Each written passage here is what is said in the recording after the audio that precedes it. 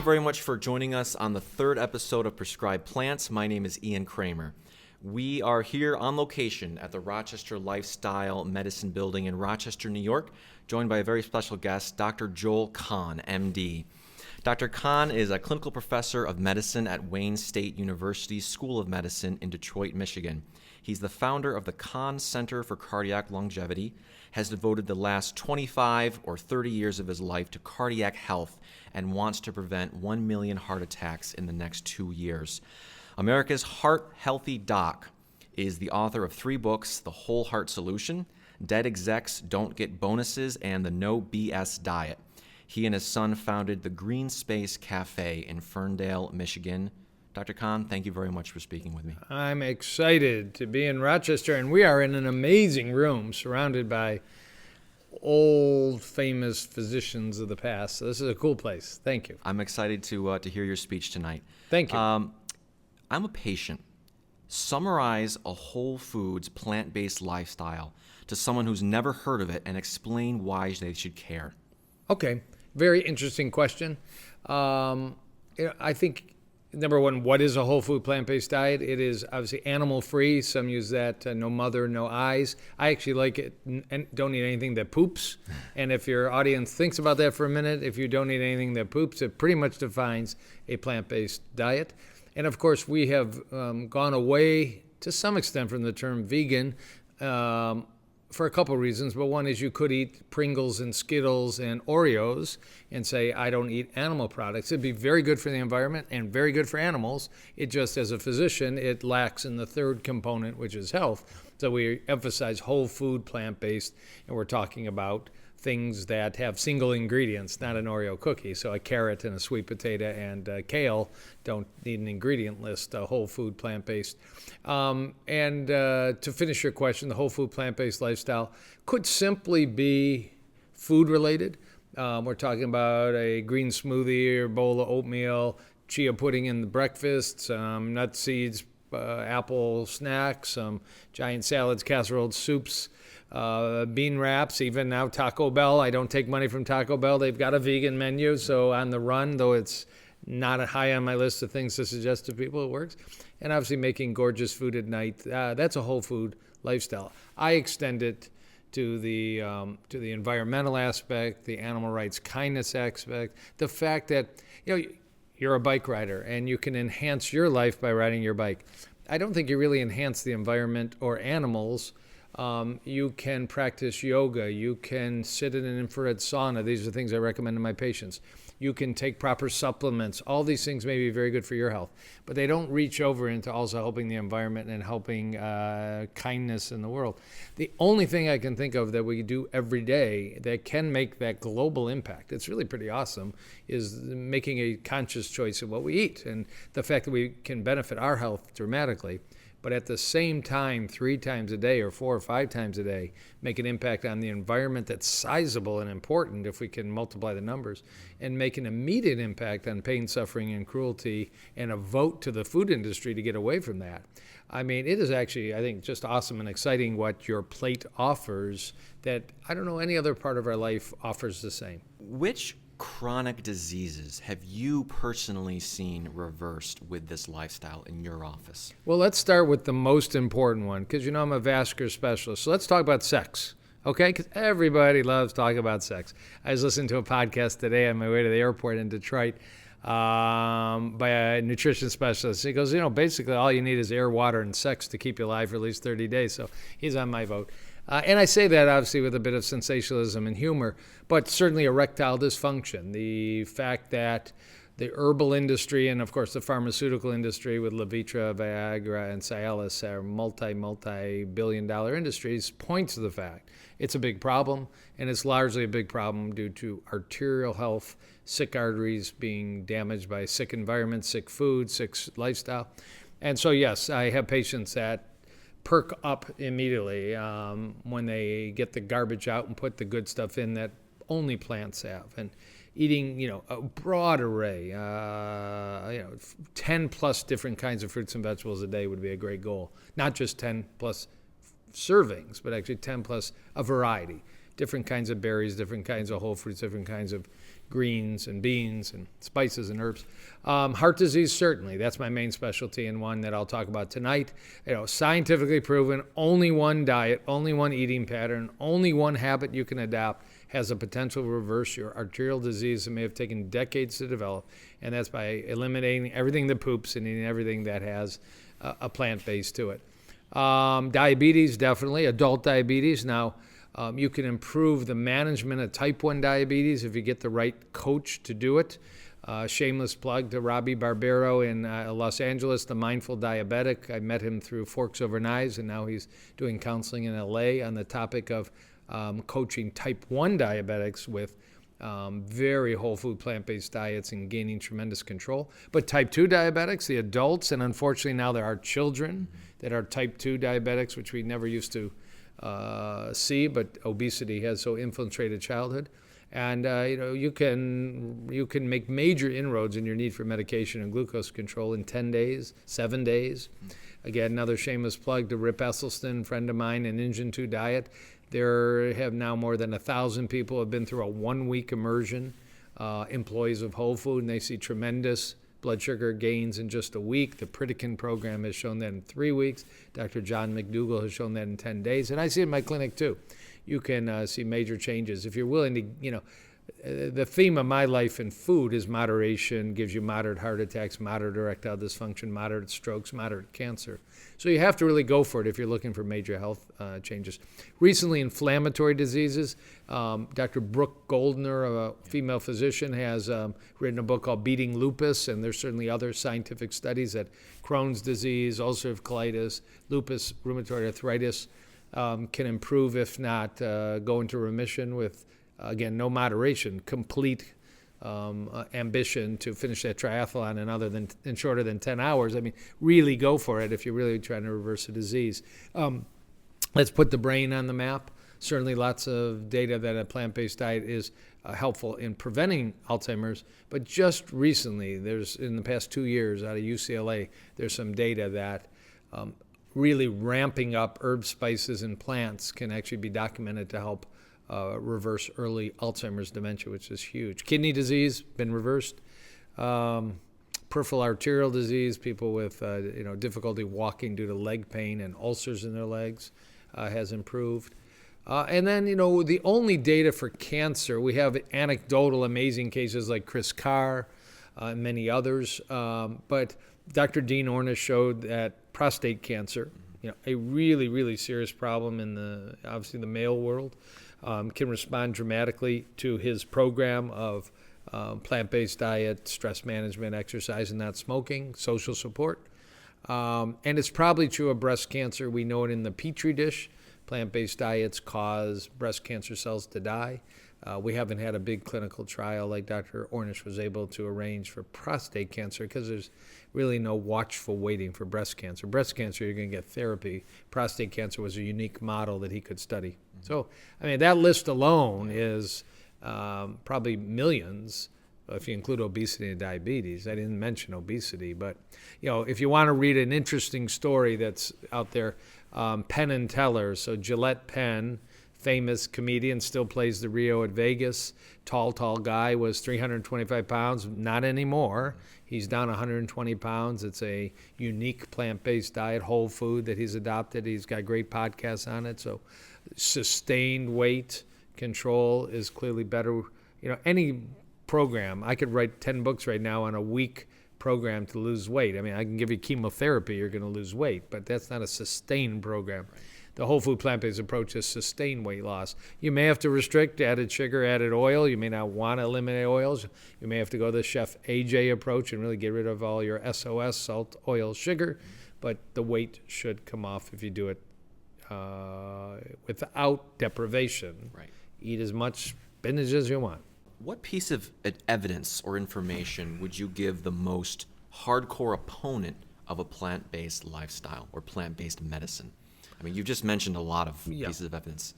And unfortunately, food wars are real, and we should at least celebrate each other's common ground. There's clearly aspects of the Paleo diet which are way better than the Western or SAD diet, standard American diet. The Mediterranean diet, of course, is a well-accepted diet with limited animal products and needs to be congratulated for anybody's efforts to introduce more of the Mediterranean diet. But, it's the science base. I mean, let's talk the science of heart disease reversal. That's, a lot versus zero. There's, really, literally, other than plant-based, no-added oil diets, there's zero other data for dietary reversal. A dramatic statement that you can reverse heart disease. It's crazy. It got me excited 26 years ago when that data started to come out. And now I'm a student and certainly a teacher of it. So the science, show me any other diet that can affect your telomeres in a way that suggests you're anti-aging by changing your diet. It's total versus zero data. And I think we can say the same for cancer. I mean, show me any other diet, and I'd go to the prostate cancer data. I'm willing to listen. Just show me some long-term data that anything other than immersing yourself in whole food plant-based diet, and not moderate. Go for it. Leap in. Don't put your toe in the water. Dive. Can reverse disease. So, I mean, that's what we should base it on, not emotion. Case studies are interesting.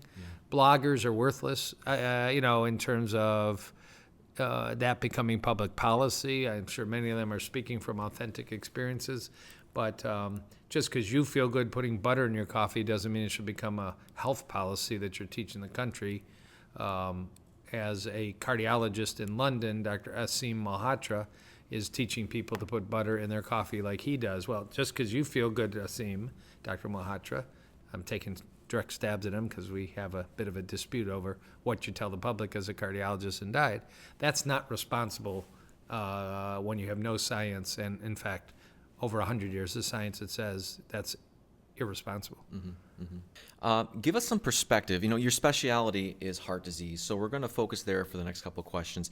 Give us some perspective on heart disease and heart attacks in this country, and how many people are affected, and kind of how many people die per year. Yeah, so it's in the range of about 600,000. I use the analogy, I'm from Michigan. Yeah. The biggest football stadium in the country is the Big House in Ann Arbor, where I went to medical school, undergrad. That seats just over 100,000. So just imagine, the crowd is so huge, fill it 6 times, and imagine all those people dying of heart attacks. And more than that have heart attacks, over 1 million, but that many die. Now, some are, about 2/3 are first-time heart attack deaths. Even sadder is that 1/3 know they have the disease, have the opportunity to not practice moderation, to be extremely involved in their prevention, but never hear, or choose not to, but I think more often never hear that there's a lifestyle diet and program like the amazing Rochester Lifestyle Medicine Program that can have that impact. So those are the numbers. Now, I'll leave you with a quote on the topic, because you need to provoke people and slap them awake a little bit. So there's a quote that says, a heart attack after age 80 is an act of God. A heart attack before age 80 is a medical failure. And people say, whoa, that's a failure. My uncle at 55, how was it a medical failure? Well, that quote was in the 1950s by Paul Dudley White, who was President Eisenhower's cardiologist and the head of the American Heart Association and the head of cardiology at Harvard. In the 1950s, he was already seeing that lifestyle dictated your risk of heart attack, because he had studied cultures, including Naples, Italy, no small town, that they almost never saw heart attacks in the 40s and 50s and 60s due to that famous Mediterranean diet, which then became popular in the United States. So, it's a medical failure, and I believe that completely. My practice is about finding out when you're 2 weeks pregnant, with the equivalence being heart disease. I want to know when you have the earliest signs of atherosclerosis, because it's going to be much easier to stop it and maybe reverse it than when you're in the emergency room and on my cath lab table getting your 5th stent. We still have a program for you, but I'd like to pick you up way earlier. Right. I think it's understandable. I think a lot of people think preventing heart attacks, preventing heart disease, people find it hard to believe. A lot of people do. Can you tell us how exactly that works on a physiologic level in the body? Yeah, a few statements. And it's in the news even today, in fact. But there's a statement that genetics load the gun and lifestyle pulls the trigger. Genetics matter. You may be there's a cholesterol particle called lipoprotein A. Very few people know about it. Go Google lipoprotein A. 20% of Americans on a genetic basis have a increase above normal, and they're at risk of getting early cardiovascular disease. They're in CrossFit gyms, they're in Lifetime Fitness, they're riding their bike out on country roads. They have no idea that they have a level 10 times higher than normal, and their arteries are subject and ongoing damage. So first message is, before the first message is really a preventive lifestyle I'll mention, but is to learn as much as you can about how you can find out at the earliest stage your real risk level. We're not the same medical community we were 20 years ago. There's huge advances. And even though it's not a plant-based topic, a lot of my writing and talking is about, don't die, find out 20 years before your heart attack or your death what's going on. So some of it is advanced blood work. I mean, if you just Google my name and heart attack prevention, I've written many articles, Huffington Post, Mind Body Green, Thrillist.com. I write for the mainstream media because that's where people are reading, social media. I go to my Facebook page, Dr. Joel Kahn. There's a scan of the heart called a heart calcium CT scan. Dr. Ted Barnett, famous preventive doctor of Rochester, is a radiologist, and he knows that maybe at his hospital for $100, I'm not sure, maybe it's $120, you can spend 1 minute getting a CAT scan of your heart arteries. No iodine, no injection, very low dose exposure to radiation, and you can find out at age 40, 45, 48 whether you're riding your bike with a load of diseased arteries or not. Now, and that's early detection, is to find out the status of your arteries, find out your advanced cholesterol level, your lipoprotein A, your inflammatory markers. These are covered by insurance. You're just going to find a doctor that has, and it's not difficult. Your local hospital runs this CAT scan of the heart, coronary artery calcium scan, does these lab tests. I have several articles on the web in the last 2 weeks on how to not end up dead in an emergency room, because I think it is a preventable problem. Then you talk about, let's get to really root cause. So there's many studies that say if you'll do 6 things, you can drop your risk of heart attack by 85%. And real quickly, number 1, don't smoke. We all get that, and the smoking rates are lowest they've ever been in the United States in the last 56 years. Number 2, you want to sleep 7 hours a night. That's a new one on the research list, but the importance of sleep to overcome the stress and the adrenal fatigue, athletes, super important to get your adequate sleep. Number 3 is keep yourself thin, waist under 40 inches for a guy, under 35 for a woman. Now that's not even that difficult. You can go thinner than that, but that matters. Number 4 is, I am blanking on, but it is actually to eat more than 5 servings of fruits and vegetables a day. It's easy to say. It's about 3% of Americans eat more than 5 servings of fruit and vegetables a day. That wasn't vegan research. That was heart attack prevention nutritional research, more than 5 servings. So there's got to be berries in your breakfast. There's got to be lettuce on your sandwich. There's got to be broccoli next to your tempeh. There's got to be vegetables, and fruit. Whole fruits are perfectly fine. In fact, some studies say Americans are deficient in whole fruit even more than they are in vegetables. And the last one's a fun one, which is enjoy some alcohol during the week responsibly and not in excess. Again, I don't own a beer brewery, but it is a science. And sure, red wine is probably a bit better, but in these studies, even hard liquor and beer. So once in a while, it's been found in the Mediterranean diet. It's been found in these other studies. I did miss the 6th one, which is walking 30 to 40 minutes a day. More if you want to. Go bike a century ride if you want to. But those 6 tips reduce heart attacks by 85%. Great. You mentioned, I'm going to skip a few questions here because you were just mentioning preventing heart attacks with, the routine blood work. You said on page 6, routine blood work often does little to uncover heart disease. And I'm thinking your LDLs and your HDLs and your cholesterol. Can you explain why that does little to uncover heart disease? Well, it's perfectly great to start with what you'd call the routine cholesterol panel you just mentioned. Total cholesterol, LDL, HDL, triglyceride. I mean, we used to say 1 in 500. Now the number is 1 in 250 have a genetic disorder called familial hyperlipidemia, or FH. If you Google FH, you'll read about it. And your cholesterol may be 450, and you weigh, you're thin, and you feel great. It's totally on a genetic basis. You can eat all the Brussels sprouts you want. Your cholesterol is going to be over 400. A routine panel at age 17, 18, 14, 22 will pick that up. So everybody should at least have one routine panel sometime before age 20. And the pediatrics group are doing better job at that because it's a treatable condition. We can't change your genes yet, but that will be coming down the road. But we can treat you with many advanced therapies to lower your cholesterol. And I participated in one of the largest studies. Lowering cholesterol as a child, if it's super high, makes an unbelievable lifelong difference as opposed to waiting till later in life. Get it done early. But I can show you two people that both look pretty healthy, and their cholesterol's 220 and their LDL's 130. And then there's something called an advanced lipid profile. And fancy words, your particle size, your particle number, your small, dense LDL number. And you can see two completely different people when you do the advanced lab. One is pre-diabetic pattern at much more risk than the other. Now, cholesterol always matter. It's always more risk to be 300 than to be 140. But in that 220 middle range, you can really separate people out. Plus these other measures, C-reactive protein, homocysteine, lipoprotein A. Know your blood sugar very carefully. There's so many pre-diabetics walking around as that waistline gets to 36, 38, 40, 42.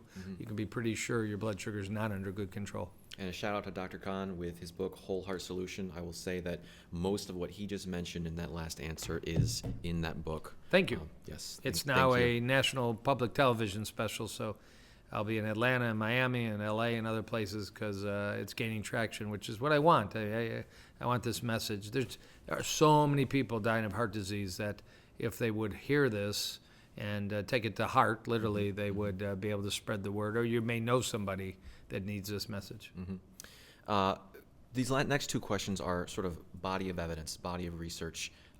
You mentioned there's that doctor in Britain who's recommending putting butter in your coffee. So give us the body of evidence on saturated fats. Sure. And, you can start, and I, don't have this all memorized, but 1913, Dr. Anichkow identified that if you look in animals that have plaque in their arteries or humans, that a big component of that is cholesterol. It looks like butter. I mean, having seen many arteries cut in half during my career visiting autopsy suites. And then he did the experiment where you took rabbits and mice and fed them butter, and they developed plaque where the regular chow didn't. And that was 1913.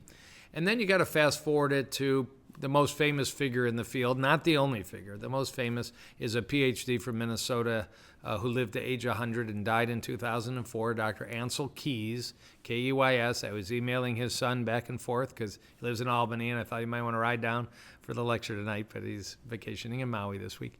But Dr. Ansel Keys, with no bias ahead of time, started studying executives in Minneapolis in the late 40s and found that their lifestyle mattered. Their cholesterol was related to their risk of heart attack, a relatively new entity in the United States after World War II, and that their saturated, actually, he didn't yet focus on saturated fat. He did focus on total fat in the diet, risk of heart disease.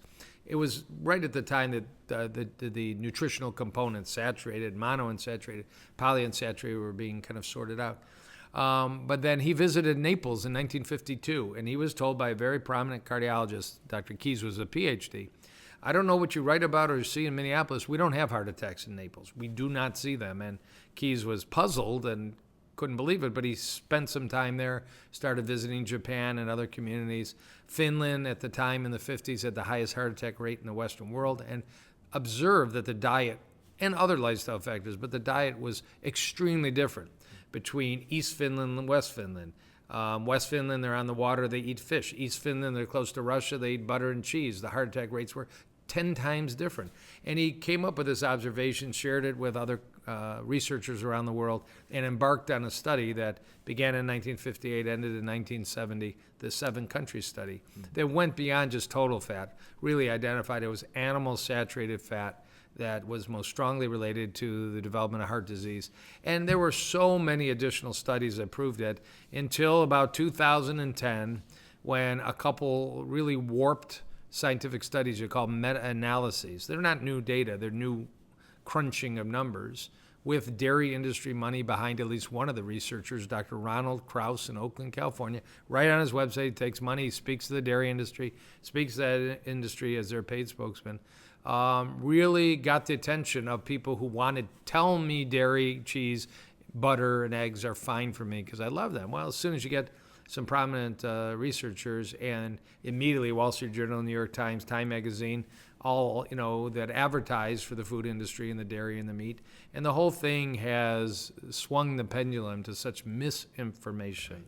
But fortunately, I think people are seeing through it. I mean, nobody really believes that putting butter and coconut oil in your blender with coffee and drinking that every morning won't impact your health. Yeah, you won't feel it because your arteries are going to clog up silently. First, you'll have erectile dysfunction, back to that topic, and 3 years later, you'll be having a heart attack. So a bad habit to adopt. The canary in the coal mine is what erectile dysfunction is termed on the movie Forks Over Knives. Exactly, yeah, that it's the warning sign before the mine blows, exactly. Gotcha. So the follow-up question to the saturated fat is, there's so much conflicting information out there. Who are we supposed to believe? I mean, give people at home an idea of how can they differentiate between this person saying saturated fat's good and this person who says saturated fat is bad? Sure. So number one, there are a few core facts, just we mentioned. I mean, there is no data for heart disease other than plant-based, no or low added oil diets for heart disease reversal. The overwhelming wealth of the data for adult diabetes management and reversal is plant-based work, such as Dr. Neil Barnard in Geico, Dr. Gabriel Cousins in Arizona, and other recent pieces of data, including I just reviewed a paper in obesity diabetes clinic that'll be published. There's just we can go on. So we have the science. If anybody wants to, there's a website called PubMed.com, PubMed.com. It can be very dangerous if you're uninitiated, but if you will just simply put in paleo nutrition, you'll see about 150 references, most of which are review articles, 10 of which are original research with 6 to 12 week duration studies. There are some advantages to a super clean paleo diet compared to an Arby's and Taco Bell and McDonald's diet. There's no doubt. It's a cleaner diet. They talk about fruits and vegetables. Love them for that, no doubt. If you go put in vegetarian or vegan nutrition, you'll see well over 1,000, and depending on the variation, sometimes 2,000 or 3,000 articles on the general field. We have a wealth of data. Number two, who do you believe? I'm always careful what people are selling. So if it's a website that's talking bad about veganism and good about paleoism, and they're selling bone broth, collagen, protein like Dr. Josh Axe, boom, I'm just knocking everybody down right now. I'd be very careful about taking advice when there's such a clear-cut, when I went to PubMed.com, National Library of Medicine, 26 million references, and I put in bone broth, I wanted to see if there was data. Was I being ignorant for advising my patients not to cook up animal bones and marrow in their big pots and drink that guck? I found an article. It said there's a very high lead content in bone broth because animal bones collect lead. It was actually chicken bones in this study. And if you soak them long enough, the lead will leach out into your bone broth. That's good. I don't think they have that on the label of the new collagen protein powder that's being marketed under some essential food label or something. So, maybe these people that say it's so good, just do some science and show me something. There just simply isn't. And that's just common sense. So, and finally, I would give a shout out, Dr. David Katz, head of preventive medicine at Yale. If you like labels, he's not a vegan. I'm sure he eats vegan meals, but he also eats a piece of fish here and there. He initiated a group called TrueHealthInitiative.com, and anybody can go to it. It's 300 worldwide nutrition experts, very wide in their scope, from Dr. Dean Ornish, certainly most of the research on plant-based nutrition, to Dr. Simon Poole, who has a book on olive oil and its health benefits in London, and on and on. And I happen to be in that group, and I sit in a core of the 30 nutrition people that respond to social media and new studies. But it seems to be a filter that as a site to go to. I find a lot of what Dr. David Katz writes in the Huffington Post. There was a study in the last 6 weeks claiming that fruits and vegetables were bad for your health. Some new study out of Eastern Europe. And meat and potatoes and cheese were good for your health. And honestly, it was pages of graphs and statistics. It was frankly beyond my analysis. God bless David Katz for being in the Huffington Post, destroying it for the garbage study that it was. So True Health Initiative, the Huffington Post by Dr. David Katz. If you're hardcore plant-based and aren't flexible, some of his writing isn't going to please you. But we agree, and all food experts should agree on much more than they disagree, that even the U.S. food plate, 50% is fruit and vegetables, a quarter is whole grains, and a quarter protein, which isn't a food group, it's a subtype, and they don't say the word meat anywhere.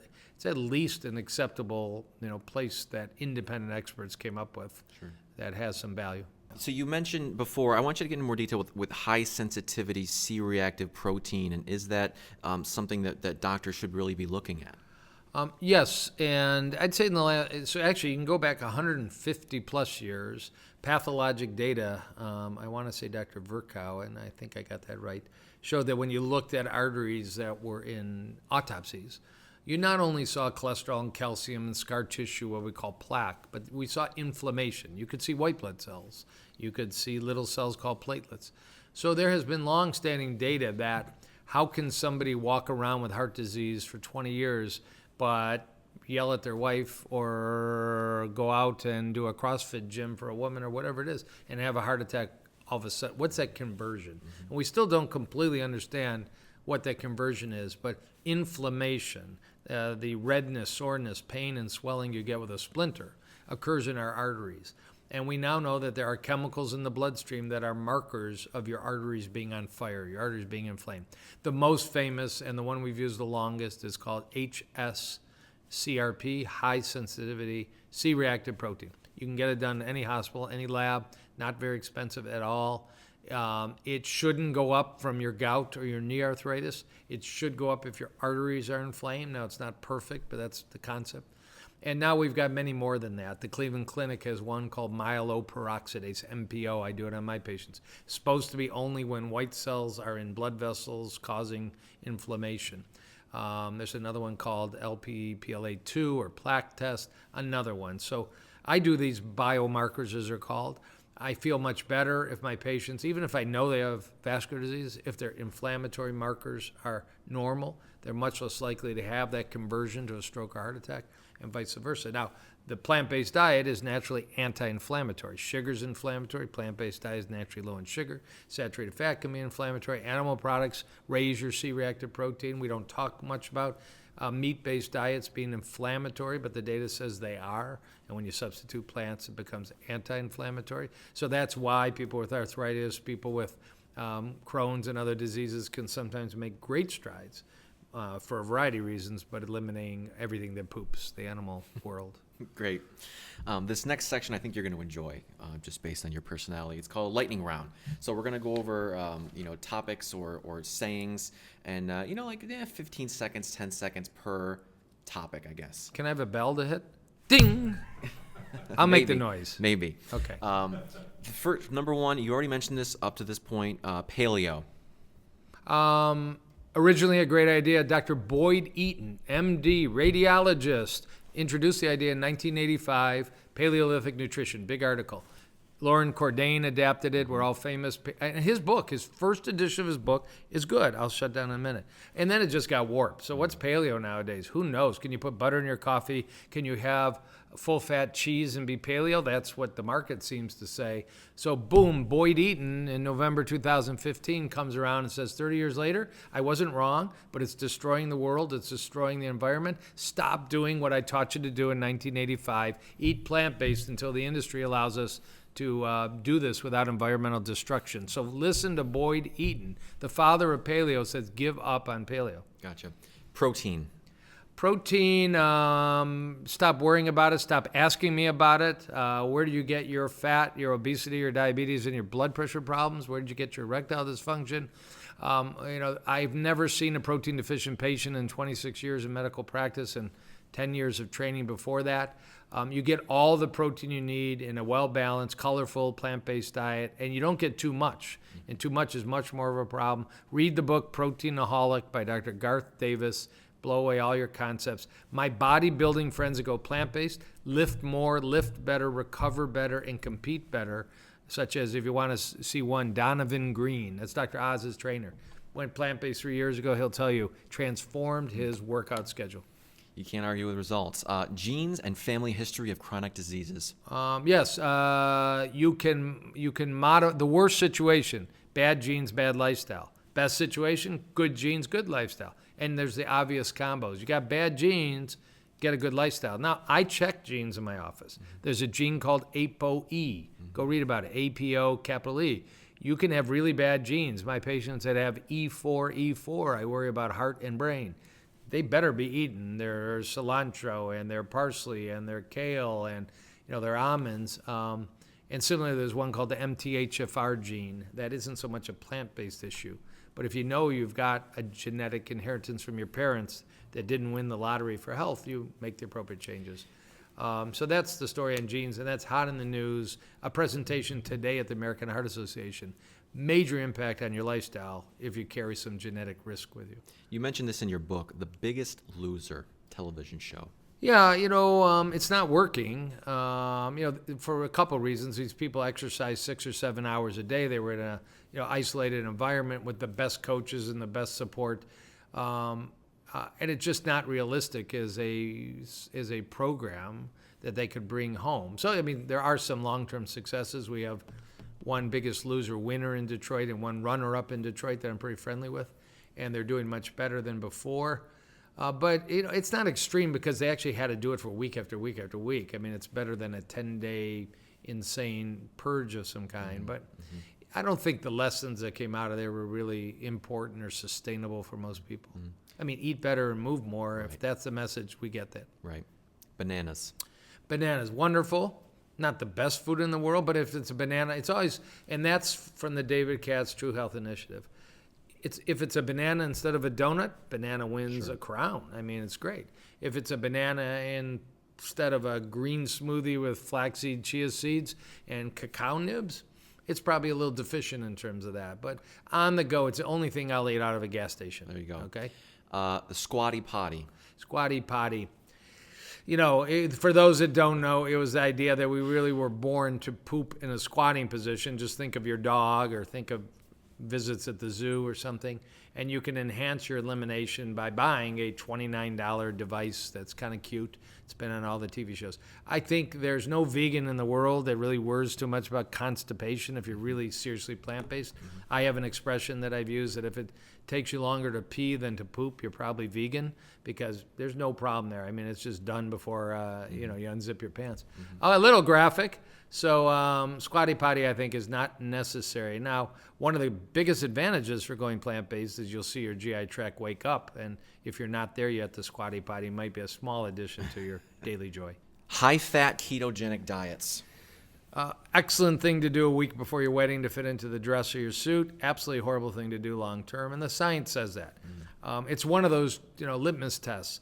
Show me the data that long-term disease prevention or lifespan. In fact, very worrisome data that mortality goes up. There's an incredible study from Harvard, 2014. If you've had a heart attack and you follow a low-carb ketogenic diet, your mortality rate is 50% higher than a plant-based diet. And that's actually some of the best science out there. So it works really short-term at losing weight. Yeah, but just not long-term. Again, short-term, it's a stress on the body, but it's probably not a lethal stress. Long-term, bad idea.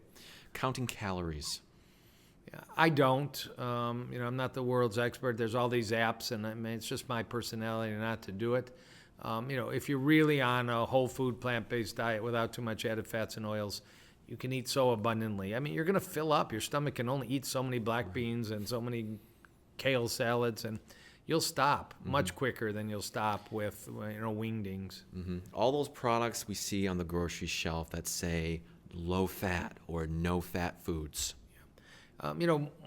Certainly get the derision they deserve, the SnackWell cookies and all, the fact that maybe we fell for it. I don't know who thought those were health foods, but the bottom line is read labels. It is not all about fat. There clearly is excess sugar, excess sweetened beverages. If you can control the excess fat and sugar, and that's what a whole food plant-based diet does. You've got a really good prescription for children, for adults, for disease reversal. So, single ingredient foods, a rutabaga, a sweet potato, an onion, a garlic, don't need a food label. Read the food labels before you buy and eat. And the next one I had was sugar. Yeah. I think sugar's an issue. I don't think it's it's a bigger issue than it was 30 years ago because we're more obese. And now that we're more obese and insulin resistant, we handle sugar less well. That's a national statement. There's a lot of thin people still. I go back to Dr. Ansel Keys, the much derided but dead world expert on nutrition. In 1959, he wrote a cookbook. I wish the Paleo movement would read it. He says right in there, and it's a cookbook that is not very low fat. It's totally without animal fats. But he loved olive oil. He lived in Italy for half his life. He didn't love excess olive oil. He loved olive oil. He says right in the book, the biggest thing you could do is cut out sugar and add beans for your health. 1959. Now, pretty good advice today, too, and pretty good advice for everybody. Added sugar will be on our labeled foods. I hope people pay attention. Natural sugar and fruit is an absolutely blessing to life, but be very careful with added sugar. And the last one in the lightning round is juicing. Juicing, I'm for green juicing. There's an amazing system in our body discovered in the last 10 years that when you chew foods rich in what's called dietary nitrates, think spinach, think kale, think beets, think beetroots, you will boost your nitric oxide production, and everybody that has erections and everybody that exercises enjoys nitric oxide. Everybody with blood pressure problems enjoys nitric oxide. But it turns out that if you juice green vegetables, there's an amazing recirculation system in the body, and you'll still get a boost in nitric oxide even if you drink it. Now, I don't juice fruit, so we're talking tough stuff. It's tough to drink. Chard, kale, bok choy, spinach, lemon juices, but that's where you ought to either make your own or spend your money. If you had a magic genie, what areas would you address in this country to make the most impact on this nation's health? Mindful gene. I don't know that there is one, but I insert one. You know, it's just pausing for a minute. We get in ruts, we get in habits, we've got the way we were raised, and, you know, it's so obvious that, and that's kind of how we started, that more than any other aspect of your life, you can vote for a better world, vote for a cleaner world, vote for a kinder world, and enhance your own health by, you know, shifting your diet. And as we talked, moderation may not be the key. It may be, you know, really dramatic shift. And really within a week, everybody could learn one new breakfast, oatmeal, one new lunch, a bean stew, and one new dinner, you know, a bean burger, a quinoa burger, and lettuce and tomato. If we change our food, we can, you know, meaningful change, you know, the whole community, the whole world. And I know that's kind of fanciful, but it really is that simple. So if people would just be mindful of that and think about their own health future and the future of our planet and read a little bit. You know, they say if you'll watch Forks Over Knives, Cowspiracy, and Earthlings, 3 movies that take about 3 hours, you got to be a different person after that. That's Cowspiracy, Forks Over Knives, and Earthlings. Yeah. And that would make people very mindful of these 3 biggest areas we should be focusing on. I agree. I'll give a thumbs up to those 3 movies as well.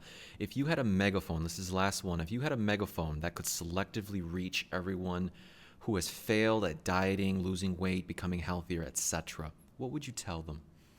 Eat your damn vegetables. That's it. Simple. That'd be enough.